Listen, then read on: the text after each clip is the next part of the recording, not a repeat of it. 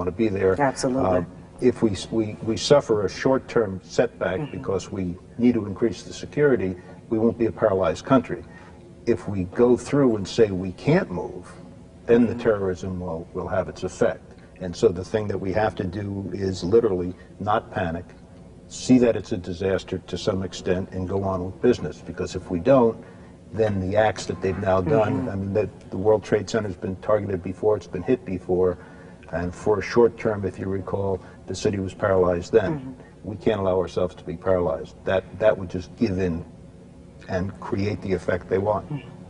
They've hit the Pentagon, the White House is being evacuated.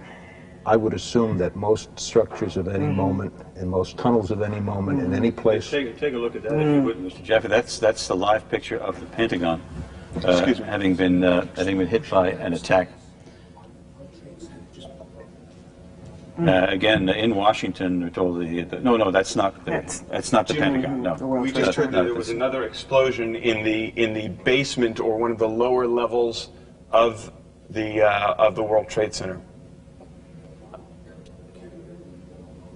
Well, that would it would have seemed from that picture that you're right there, Dave, because we see. Yeah, from the bottom. We don't know if that's anything that's fallout from the planes starting doing. Yeah.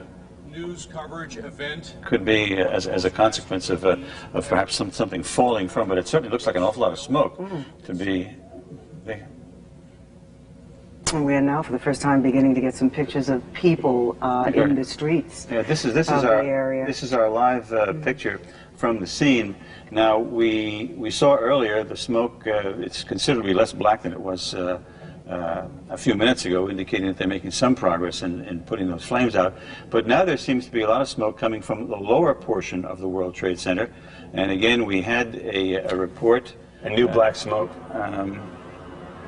We had a report indicating that that there was an explosion on the lower floors now.